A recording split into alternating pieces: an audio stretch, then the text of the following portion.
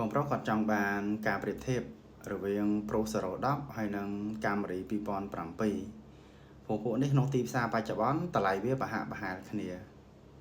បើយើងនិយាយចំណុចទី1បើសិនជាបងត្រូវការឡានដែលធំស្រឡះបងអាចយក Camry 07បានពងសុវត្ថិភាពមកជុំដូចគ្នាទេប្រព័ន្ធលក្ខណៈសុវត្ថិភាពឯដូចតែគ្នាទេ Camry 07រៀងធំរៀងហាប់មាំជាង Pro Zero 10បាទហើយបើយើងនិយាយអំពីម៉ាស៊ីនក៏ធំជាងផងដែរ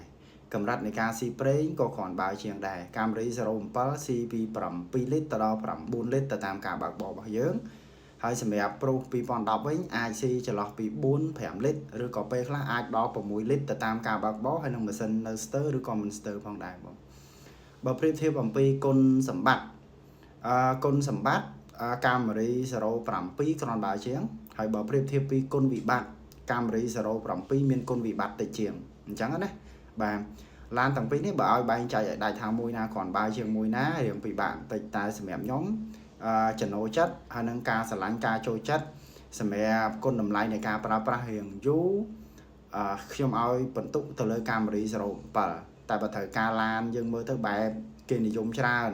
ប្រើច្រើនរៀងចុះគេប្រើ hybrid គិតពីសេដ្ឋកិច្ចសាំងយើងselectទៅលើ Pro Zero 10ហើយបើចែកឲ្យដាច់មកថាទាំងពីរនឹងមួយណាគ្រាន់បើជាង